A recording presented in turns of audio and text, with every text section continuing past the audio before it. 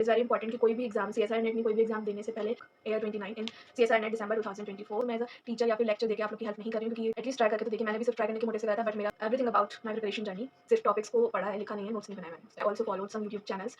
उसके अलावा मैंने जैसे जैसे प्रिपरेशन स्टार्ट करी तो मैंने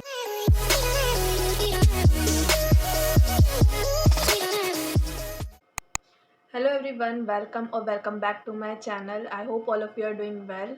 So in this video I'm going to discuss everything about my preparation journey, how I prepared and how did I manage to achieve this rank AIR 29 in CSIR NET December 2024.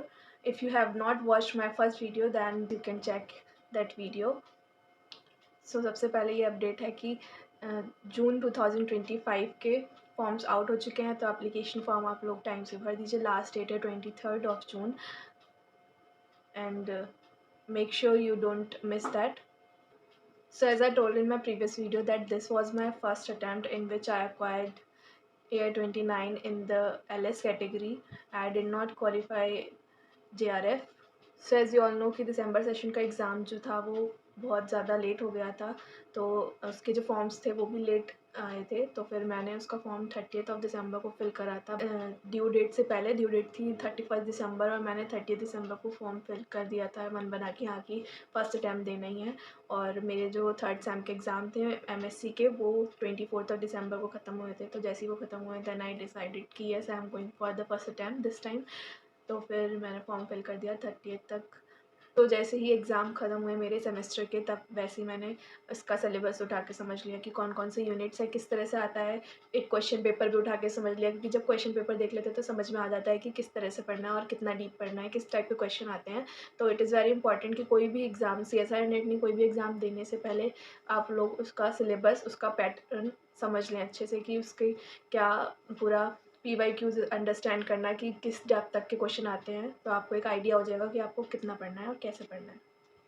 So exam late हो रहा था इस वाली cycle का, तो मुझे पता नहीं था कि कब होगा एग्ज़ाम, बट मैंने फॉर्म फिल कर दिया ये सोच के कि चलो let's give it a try. मुझे नहीं पता था कि मेरे पास 2 मंथ्स होंगे, क्योंकि डेट अनाउंस नहीं हुई थी। बट जब डेट अनाउंस हुई then I got to know कि okay this much time is left.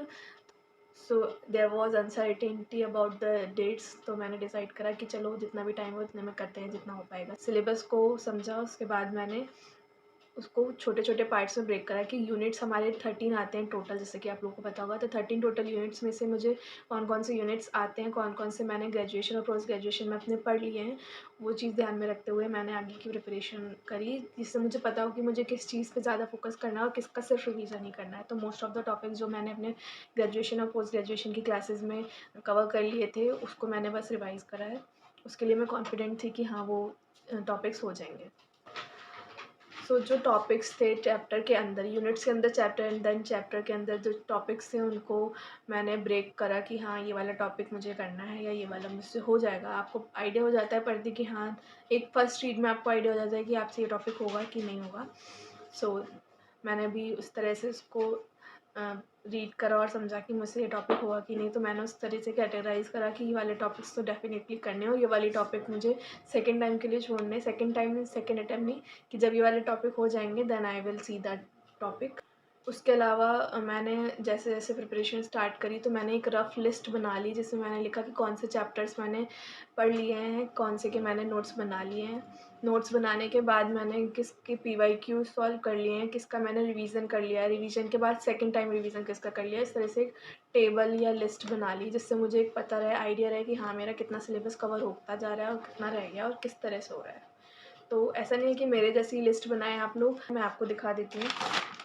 बहुत ही ज़्यादा रफ़ लिस्ट बनाई थी मैंने। एक तो ये है, इसके बारे में भी एक डिटेल वीडियो आ जाएगी इस चैनल पे। मैं बता दूँगी कि मैंने किस तरह से बनाई और आप लोग किस तरह से बना सकते हैं। बाकी आप सबका अपना आइडिया हो सकता है कि आप किस तरह से बनाना चाहते हैं। तो इस तरह से मैंने रफ़ लिस्ट बना ली थी अपनी प्रिपरेशन के टाइम कि हाँ ये चैप्टर हो गया, ये चैप्टर का ये टाइप हो गया। और ये तो कुछ भी नहीं है, जो मैंने नोट्स बनाए हैं, नोट्स के स्टार्टिंग में मैंने पहले टॉपिक्स लिखे हुए हैं, उसके बाद मैंने टिक किया हुआ है कि कौन कौन से टॉपिक मैंने कर लिए, कौन से नहीं हुए हैं और कौन से करने हैं। तो इस तरह से आप लोग भी कर सकते हैं कि नोट्स बनाने से पहले उसके सारे टॉपिक्स नोट डाउन कर लें, उसके बाद उसके अकॉर्डिंग पढ़ते जाएँ कि एक फ्लो बना रहेगा कि हाँ ये topic done, this done and next is left. इस तरह से आप कर सकते हैं। So this was very helpful for me कि लिस्ट बना के मुझे मतलब पता चलता रहा कि अपडेट रहा कि हाँ मैंने कितना कर लिया है। तो आपको एक रियलिटी चेक मिल जाता है कि हाँ इस पॉइंट पर अगर आप एग्ज़ाम देंगे तो आपकी कितनी प्रिपरेशन है उस तरह से। तो इससे मैंने सिस्टमेटिकली मैनर में अपना पूरा प्रिपरेशन की लिस्ट बनाते हुए। And also I always started my day by looking at that list कि okay I am going to do this today, and I always ended my day by ticking that list that I have done this and this is left for the next day. Now next is the schedule or timetable that I followed. तो I never followed a timetable in my life. I'm not a timetable person. तो मैंने कभी भी time table या schedule बना के उसको follow नहीं करा है. ऑल आई डू इज़ कि मैं बस सुबह को उठ के अपने माइंड में टू डू लिस्ट रफली बना लेती. I don't need to write it all. I just think in my mind and I just follow that for the day. I never think that oh I have to do this by this time. So I just set a small targets for the day that I have to cover 4 to 5 topics, or I have to do this PYQ, or I have to attend this lecture. All things in my mind. And अगर आप लोग को लगता है कि आपको लिखना चाहिए तो that is not a bad thing. It's just my point of view, it's just my way of doing that. कि मैं लिख के नहीं करती हूँ, मैं अपने माइंड में रखती हूँ कि मुझे क्या करना है. सबसे इम्पॉर्टेंट है कि आपने अपने आप को जो भी टारगेट्स दिए हैं वो एक रियल टारगेट हो. ये नहीं कि आपने अपने आप को इतना सारा एक दिन के लिए पाइल अप करके रखा और आपसे हो नहीं रहा है, फिर otherwise you will find yourself in trouble. So ऐसे रियल टारगेट दें, क्योंकि आपको पता है कि ऑल जो 13 यूनिट्स होती हैं वो कितनी लेंथी होती हैं, तो आपको कवर करने में उनको टाइम लगेगा. तो ऐसा मत सोचिए कि आप 3 दिन में या 4 दिन में पूरी एक यूनिट कवर कर लेंगे या पूरा चैप्टर कर लेंगे. तो अगर आपने जैसे फॉर एग्ज़ाम्पल एक दिन में मैंने एक चैप्टर का 10% कवर करने का रखा है along with the PYQs and revision sessions, तो 10% रखें. ये ज़्यादा का ना सोचा. अगर 10% हो गया है तो टाइम बचा है तो आप अगला 10% भी कवर कर सकते हैं, दैट इज़ गुड. बट अगर आपने ऑलरेडी 30% रखा है और आप 15 भी नहीं कर पा रहे हैं, दैट इज़ नॉट गुड. तो set real targets for the day. अगर मैं अपनी बात करूँ तो मैं एक दिन में 2 यूनिट्स कवर करती थी, बिकॉज़ मुझे पसंद नहीं है कि मैं सुबह से शाम तक एक ही चैप्टर के बारे में पढ़ती रहूँ. तो मुझे अलग-अलग पढ़ना अच्छा लगता था. तो फिर मैंने अपना स्केड्यूल अपना इस तरह से डिसाइड करा था कि मॉर्निंग में अलग यूनिट और शाम को अलग यूनिट करती थी. मैं पहले मॉर्निंग सेशन में अपना एक यूनिट कंप्लीट करा, देन दोपहर में उसके PYQs करे, शाम को दूसरा चैप्टर उठा लिया और उसके बाद रात तक उसके PYQs कर लिया. और टाइम बच गया तो और कुछ नए टॉपिक्स पढ़ लिए, या फिर कुछ पूरे दिन का कुछ अगर रह गया कोई टॉपिक तो वो उठा के पढ़ लिया. तो मैं इस तरह से करती थी. और PYQs तो करने डेली चाहिए. जितना आपने पढ़ लिया उससे रिलेटेड PYQs करने से आपको हेल्प मिलती है कि आपको कितना समझ में आया. इस बारे में भी मैं एक सेपरेट वीडियो बना दूँगी कि किस तरह से आप सिलेबस को ब्रेक डाउन कर सकते हैं और कैसे-कैसे उसको कवर करना चाहिए. I will try to make a detailed video on the syllabus as well. और अगर मैं बात करूँ नोट्स की, तो yes I prepare notes, because मुझे नोट्स बना के पढ़ना अच्छा लगता है. और मतलब बनाने ही चाहिए नोट्स, क्योंकि बिना नोट्स के आप रिवाइज़ कैसे करेंगे. नोट्स बना के रिवीजन अच्छे से हो जाता है. नोट्स का मतलब ये नहीं कि आप पूरा पैराग्राफ वाइज़ लिखें या पॉइंट वाइज़ लिखें. पॉइंट वाइज़ भी लिखने की ज़रूरत नहीं है अगर आपको फ्लो चार्ट्स बनाने आते हैं. मैक्सिमम टॉपिक्स के आप फ्लो चार्ट्स बना के पढ़ लेंगे तो वो आपके ब्रेन में ऑलरेडी इंटैक्ट रहेंगे, और जब आप एग्ज़ाम डे पे उस क्वेश्चन सॉल्व करेंगे तो आपको लगेगा कि हाँ, हमें आता है. तो flow charts is the best method to understand any topic. आप जितना ही फ्लो चार्ट बना सकते हैं किसी भी टॉपिक के, उतना बना के ट्राई करिए. उसको बनाने के लिए बस प्रैक्टिस चाहिए. आप स्टार्ट करेंगे तो डेली बनाते-बनाते आपको आ जाएगा कि कौन से टॉपिक से किस तरह से फ्लो चार्ट बनाने हैं. तो नोट्स बनाने बहुत इंपॉर्टेंट है. मेरा वे तो यही है, मेरा तरीका तो यही है कि मैं नोट्स बना के पढ़ती हूँ. आपको अगर बिना नोट्स के भी प्रिपरेशन हो जाती है तो दैट इज़ गुड, क्योंकि आपका फिर उसमें टाइम नहीं लगता.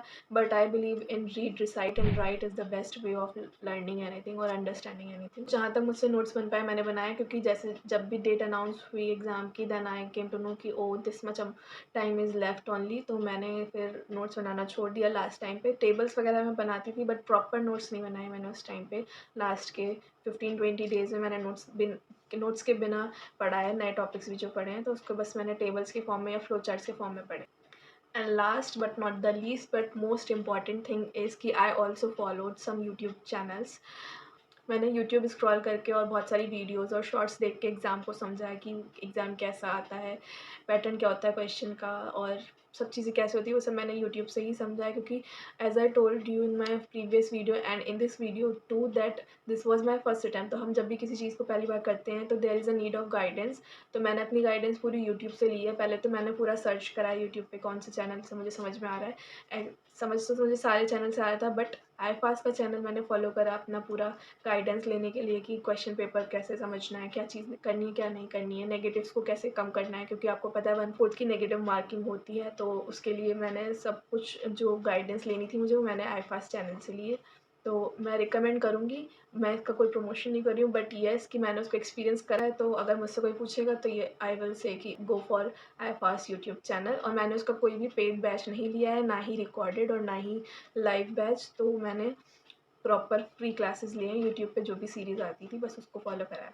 और अगर मैं बुक्स की बात करूँ तो मैंने पाथफाइंडर की बुक्स ली थी, बस 2, वो पूरे चैप्टर्स को कवर जो करती है, नो PYQ वाली बुक, नथिंग एल्स। तो मैंने बुक से नहीं पढ़ा है क्योंकि बुक से पढ़ने का टाइम नहीं था, इतना कम टाइम था, so I didn't prefer book that time. PYQs के मैंने प्रिंट आउट्स निकलवा लिए थे, बुक नहीं ली कोई स्पेशली। PYQs मैंने सेट्स में निकलवा लिए थे कि एक बार में 5 फिर 5 इस तरह से, जिससे बहुत ज़्यादा पाइल अप ना हो, मुझे लगा ना कि अरे इतना सारा पेंडिंग है, मैं कैसे करूँगी। तो मैंने पार्टीशन में करा कि पहले 5 के प्रिंट आउट्स मंगा लिए, उनको सॉल्व कर लिया, तब तक मैंने नेक्स्ट 5 का सेट मंगवा लिया। इस तरह से मैंने प्रिंट आउट्स निकलवाए थे। PYQs की बुक नहीं ली थी। अब लास्ट जो मैं डिस्कस करूँगी दैट इज़ टेस्ट सीरीज़ की। हाँ, टेस्ट सीरीज़ ना इम्पॉर्टेंट है, बट मैंने उतना सॉल्व नहीं करा था। मैं पास का यूट्यूब चैनल फॉलो कर रही थी, जिसके थ्रू मुझे पता चला कि उनकी टेस्ट सीरीज़ 1 और 2 वीक्स एग्ज़ाम से पहले ₹1 में मिल रही थी, तो मैंने बस उतना इन्वेस्ट करा है। कोई भी पेड बैच ना लेकर मैंने सिर्फ ₹1 की वो टेस्ट सीरीज़ ली थी, just to boost my confidence for the exam. तो बस आई इन्वेस्टेड ₹1 फॉर दैट। उस टेस्ट सीरीज़ का बस फ़ायदा इतना हुआ कि हाँ, मुझे कॉन्फिडेंस आ गया कि इतने टाइम लिमिट में मैं इतने क्वेश्चंस कर पा रही हूँ। क्योंकि जब हम PYQ सॉल्व करते हैं तो ऑब्वियसली उनके आंसर्स हमें लर्न हो जाते हैं, तो हम एक PYQ को कितनी बार करेंगे, तो दैट इज़ द थिंग। तो इसीलिए मैं हमेशा जब PYQs करती थी तो आंसर लर्न हो जाते थे, इसीलिए मैंने टेस्ट सीरीज़ ट्राई करी कि let's give it a try. क्योंकि इतने कम अमाउंट में ₹1 में मिल रही थी, तो फिर मैंने उसको परचेज़ करा और उसके मैंने 3 टेस्ट पेपर आई गेस करे थे, 3 या शायद 4 जितने भी करे थे। तो टेस्ट सीरीज़ को भी मैंने कम ही वेटेज दिया, इतना कवर नहीं करी test series. So this was just a snap of my preparation journey, and मैंने कुछ भी प्लान करके नहीं करा था, just I was like just go with the flow. तो मैंने जैसा जैसा होता रहा टाइम के अकॉर्डिंग वैसा किया। तो जैसे कि मैं अपने फर्स्ट वीडियो में बता चुकी हूँ कि मेरा मोटिव इस प्लेटफॉर्म के थ्रू भी ऐसी वीडियोज़ अपलोड करना है कि और भी स्टूडेंट्स को लगे कि हाँ, वो भी कर सकते हैं। अगर मैंने 2 मंथ्स में कर लिया, तो आप लोग भी एटलीस्ट 4 मंथ्स में या 6 मंथ्स में तो कर ही लेंगे। तो स्टे पॉजिटिव फॉर दैट। और मैं इस चैनल पे और भी टिप्स शेयर करती रहूँगी, और सबसे इम्पॉर्टेंट वीडियो इस चैनल पे आएगी कि PYQs कैसे सॉल्व करते हैं, PYQs को ऐसे कैसे सॉल्व करें कि आपका टॉपिक भी क्लियर हो जाए, और जब नेक्स्ट टाइम आप उस टॉपिक से रिलेटेड क्वेश्चन आप करें तो आपसे वो हो जाए। तो वो चीज़ को भी मैं एक अलग वीडियो में डिस्कस करूँगी। तो जैसे कि मैं पहले भी वीडियो में बता चुकी हूँ कि इस वीडियो से या इस चैनल से मेरा बस इतना मोटिव है कि और भी स्टूडेंट्स जो इस एग्ज़ाम को क्लियर करना चाहते हैं वो कर पाएँ। तो मैं एज़ अ टीचर या फिर लेक्चर दे के आप लोग की हेल्प नहीं कर रही हूँ, क्योंकि ये काम बहुत सारे चैनल्स पे हो रहा है। मैं बस आपको एज़ अ स्टूडेंट दूसरे स्टूडेंट की हेल्प करने के मोटिव से इस चैनल को लेकर आई हूँ कि आपको वो चीज़ें बता सकूँ जो मैंने अपनी प्रिपरेशन में करी, जिससे आपको हेल्प हो अपना एग्ज़ाम को अच्छे से करने में। और अगर आप सच में चाहते हैं उस चीज़ को करना, तो वो डेफ़िनेटली होगा। और मैं फिर से बता देती हूँ कि फॉर्म्स आ चुके हैं, तो टाइम जाने से पहले उसको फिल कर दें। एटलीस्ट ट्राई करके तो देखिए, मैंने भी सिर्फ ट्राई करने के मोटिव से करा था, बट मेरा LS क्लियर हो गया है। तो आपको भी एटलीस्ट फर्स्ट अटेम्प्ट तो दे के देखना चाहिए कि आप पेपर कैसे आता है और आपसे कितना हो पाता है। हो सकता है उतने में ही हो जाए। तो अब मैं आपसे मिलूँगी अगली वीडियो में। तब तक के लिए take care. Let's make a